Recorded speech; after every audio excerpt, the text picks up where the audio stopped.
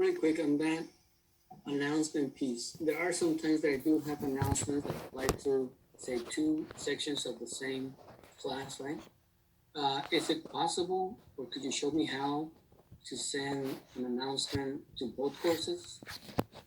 I'm going to refer to Dawn because I've never done that. I usually personalize mine so that the students in other sections don't see the U, so I don't know how to do that. Dawn, do you? You actually can't unless your courses are tied. So if we had this cross-listed, the default would be to go to both sections. But if your courses are not cross-listed, you just copy paste it into the other course. Does that help, Julio? Okay, good. Okay, the syllabus. This is where you put in your course syllabus. There's a couple things, and I'm not sure it's visible here.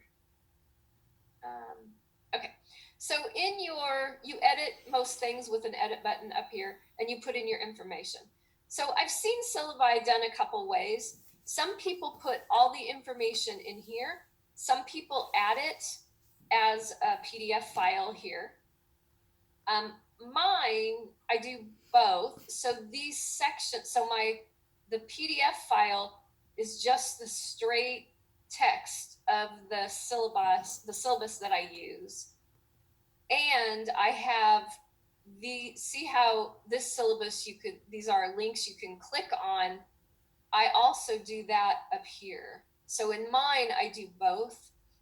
Here there's information that gives you information about us and the course, the conversations box, and then you see the PDF file where you can click on each sections. So that's something that you can decide about what will work for your course.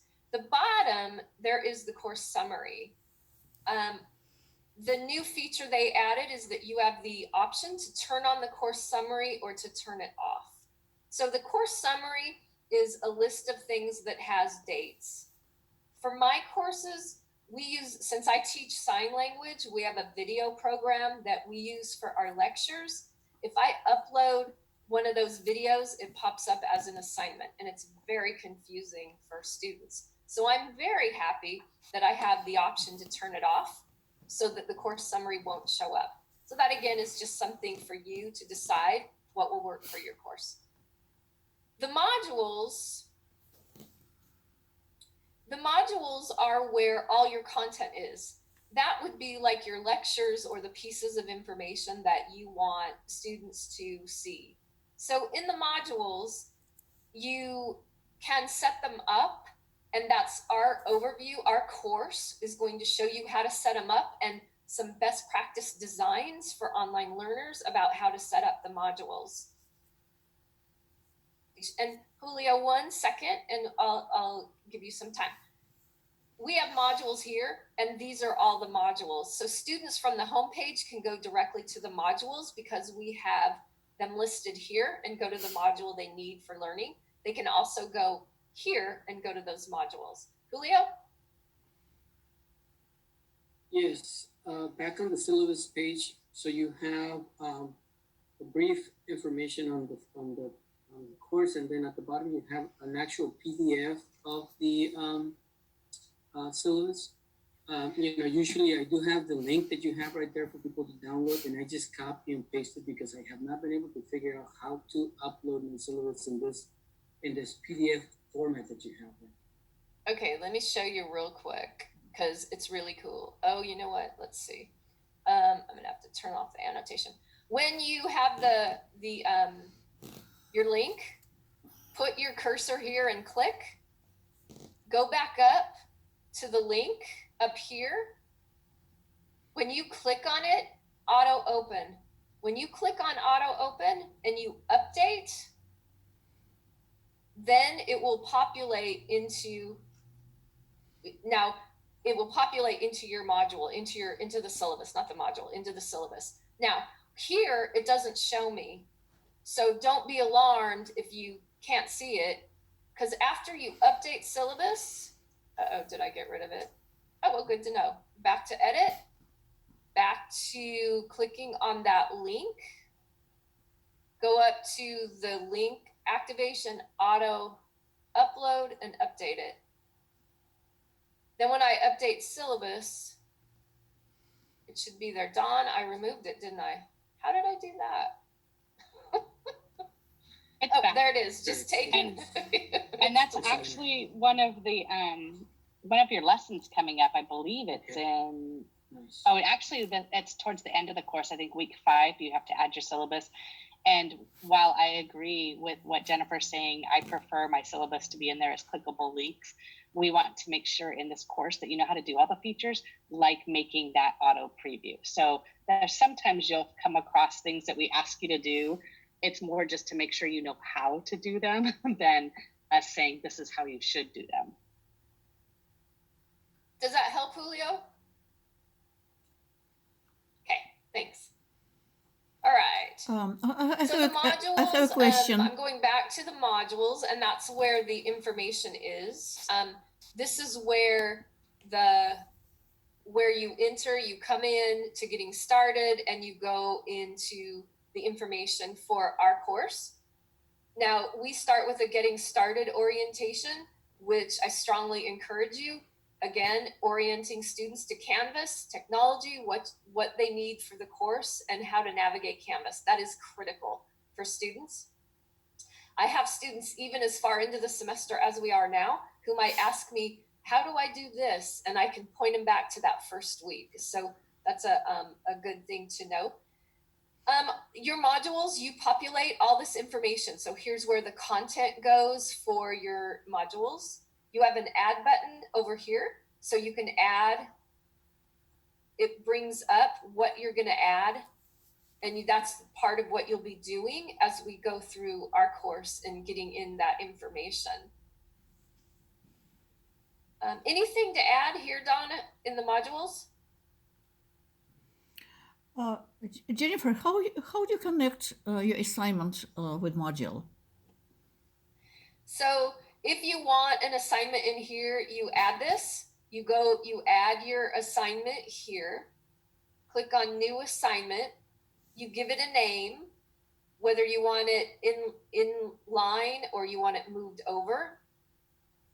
And then you add the item. Now, when you add the item, it just lists the assignment. You still have to click on the item and go back in and add all your information to create and develop the assignment. So if you add the assignment, it just adds it right there, but you still have to click on it and go in and edit everything to get your assignment in there. Mm-hmm. Thank you. Yeah. And this week we have like the introduction module, and we have accessibility. And then unit 1 of the course, which will start next Monday, is really about you building out your modules. So you'll get to practice that. Okay. All right. Grades. This is, oh, you know what? I thought of something I wanted to tell you, and I'm going to tell you right now. See these 3 lines over here? If you click on them, they bring these up so you can navigate your course. If you click back, they disappear. So those 3 lines are good to know depending on how you like to click around in your course. So grades, you have the option in the grade book of how to view it. You can view published assignments, unpublished assignments, the actions. You have all these options here within your grade book of what to do. Now, as a student, you wouldn't see this. You just see, I'm going to go to student view. So click on, if you ever want to see what your students see, go to settings down here. On the right side, student view. Now you see what your students see. So you see the purple bar down here, and you see what your students see. So as you, say for example, you go in here and you're looking for something, and you put this blue bar in here, or you have an image, but the image is missing, that's what your students see. So that just gives you an idea. After I complete a module, I always do student view and go back through it to see what my students are going to see. Now, the key is it has to be a published module. So that can get a little bit tricky because then I have to publish it.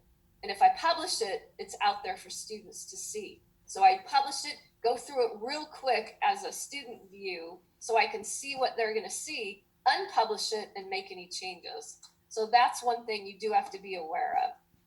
But as a student, you would get to see what your students see. So I've gone back.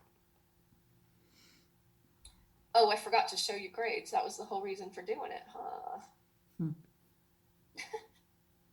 Student view, grades. So they have a very different view.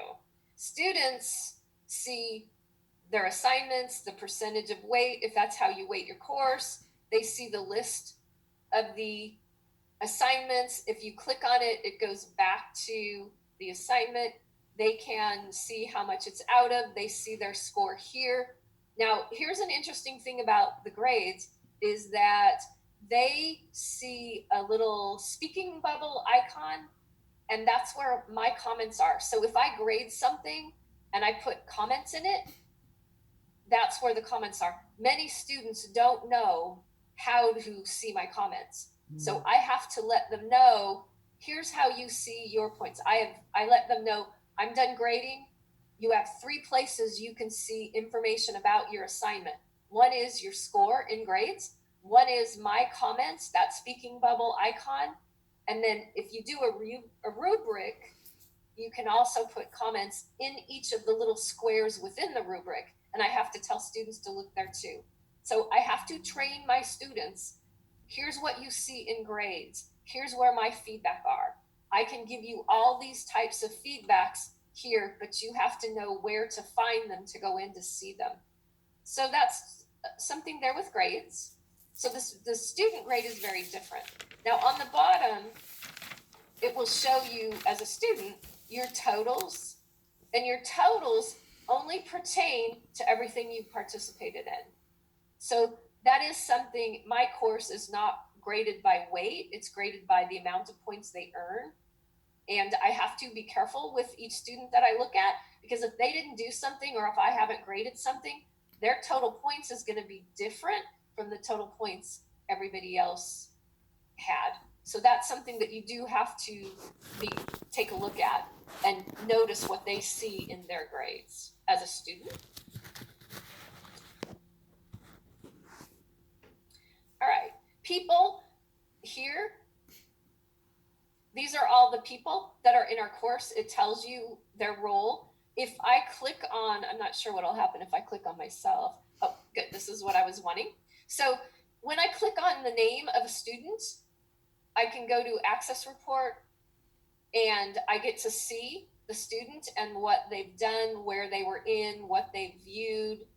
And one of the things you do have to be careful is the times viewed, because according to Canvas, this is not an accurate number. So I have looked at a student and it might say they viewed my quiz 5 times, and I'm alarmed. And when I contact Canvas, they tell me not to rely on that number. So that's something just you can get an idea of, if you're looking to see, oh, gee, did a student who I've never had an interaction with, have they ever been into the course? That will give you an idea of if they've come into the course. So that's something there.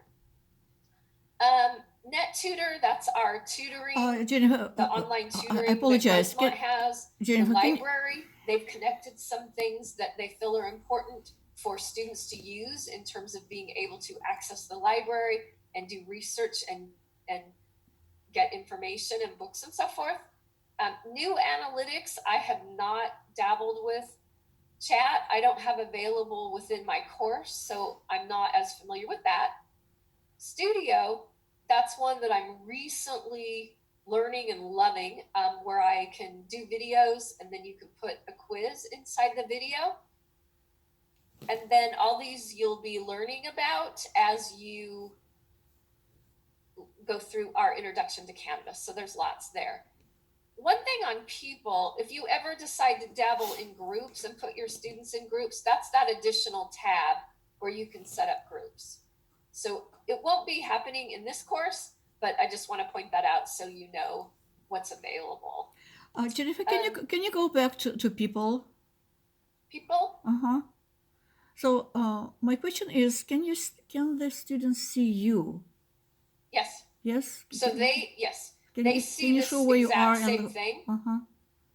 So they can message each other using the inbox by going here as well. So they can see who the other students are. Okay, so but they can see you. Yes. My name sits in there too, just like this. So let's go to student view and we'll see what we see. Okay. So now I'm in student view. So this is what students see. If I go to people, there's a list of all of our students in our course for this session. So say I click on, let's see, is Dawn in here? Oh, there she is. Say I click on her. It takes me to her profile. She has an online appointment system that I can do if I needed to meet with her. Okay.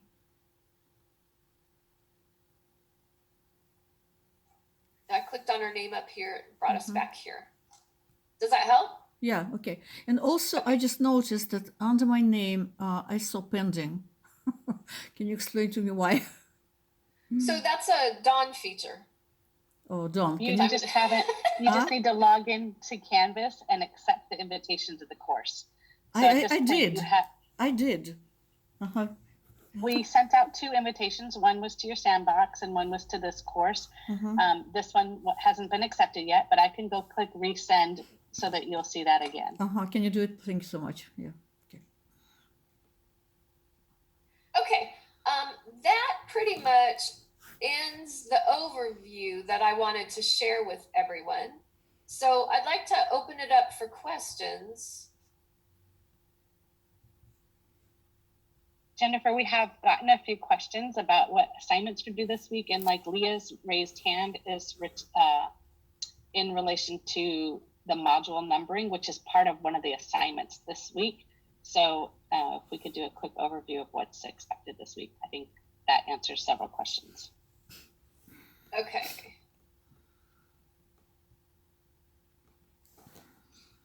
Okay, so what's expected this week, the assignments? So I skipped the start here, so maybe I shouldn't have, I'll go back. Oops.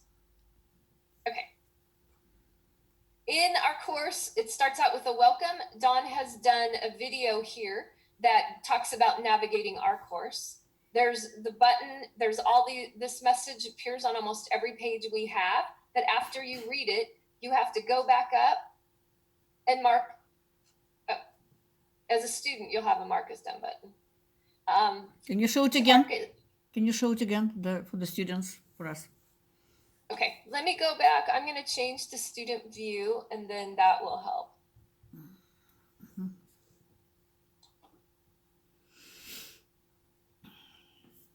Okay, so our homepage, that homepage that we come into, and I can always jump to these at any time. Start here. That starts here to point you directly to where we want you to go first. When you go in here, there's this video Dawn created that's a course tour. And then there's the mark as done button. So at the bottom, after you get done reading everything and checking out the course syllabus, we have this red note here about mark as done in the top right-hand corner. So that means we want you as students to get into the practice of, after you have completed something, letting your instructor know it's marked as done. So then when you scroll down, you click next, and it takes you to the next page. So here you can go back in and read about us. You click next. It gives you those Zoom sessions.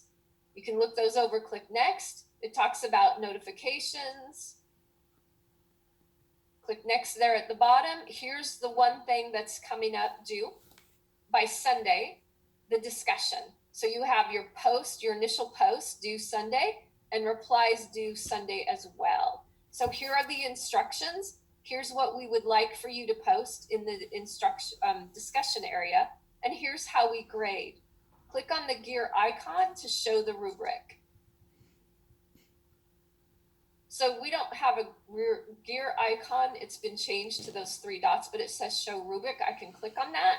That brings up the rubric that shows you what our requirements are in order for you to get the full amount of points. So the other thing here is I always tell my students to use that rubric so you can guide how you compose and how you do your work.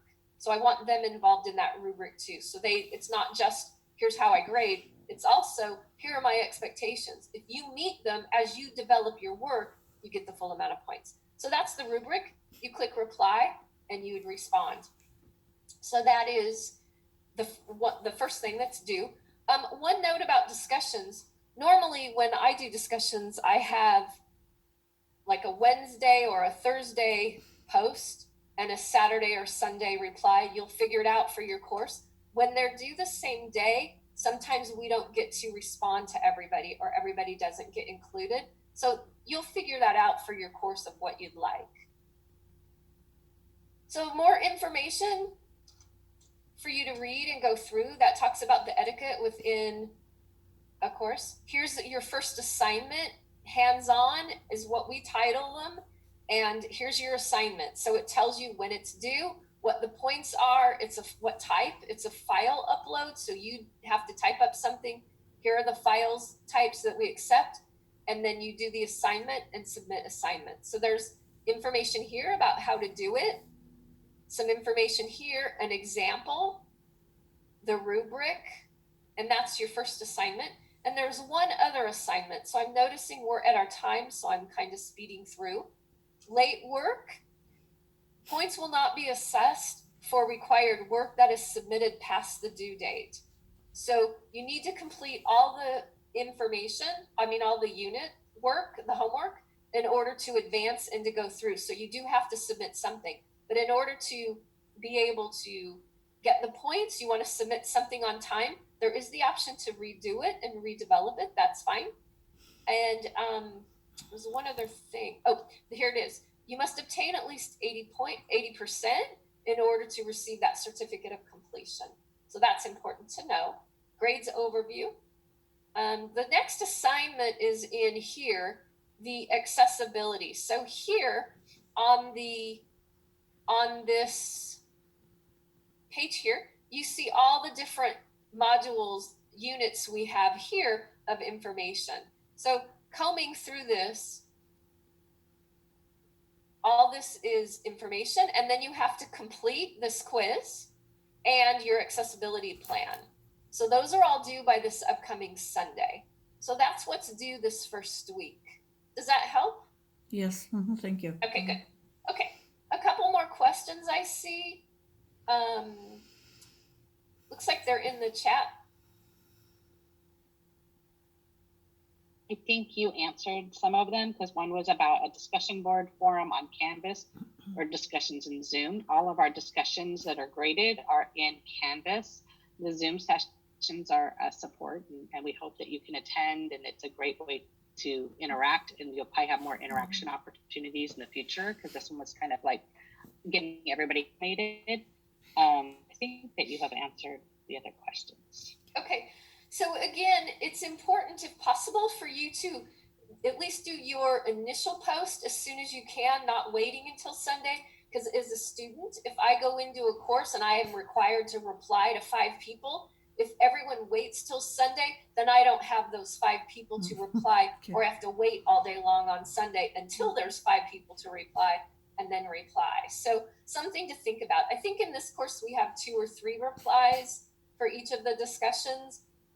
So it just depends on your course. When you set up your course, it's always good to have that earlier time so people can interact with each other and not, the student doesn't feel pressured. Oh my gosh, I have to sit around and wait on Sunday to get the amount of people I have to reply to.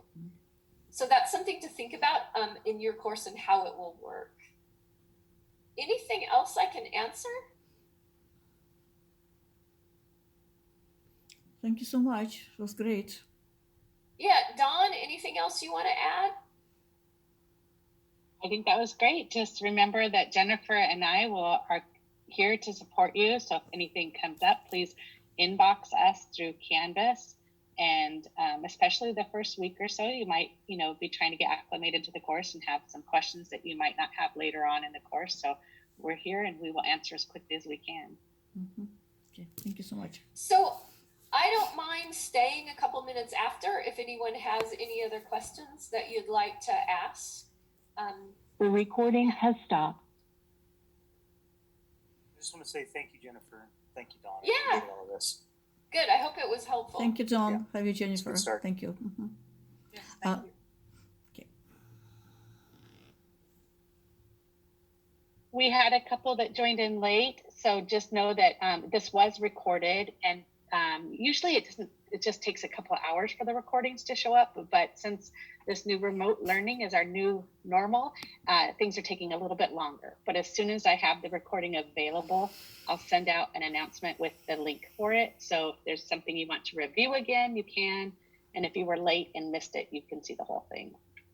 Don, what about captioning?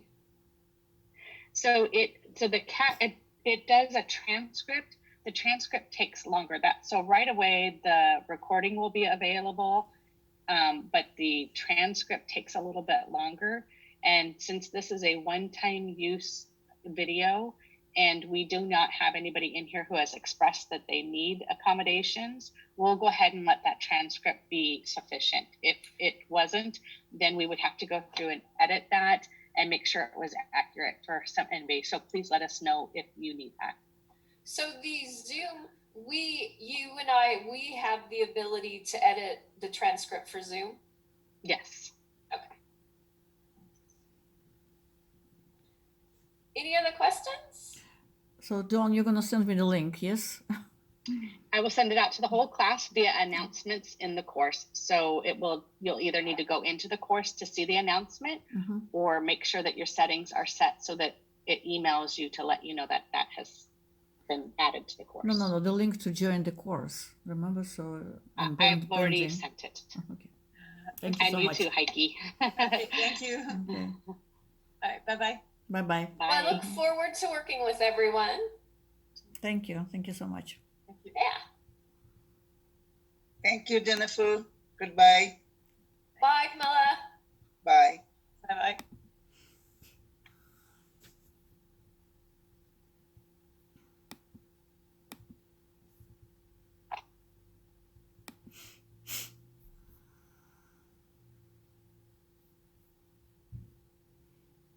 So Dawn is all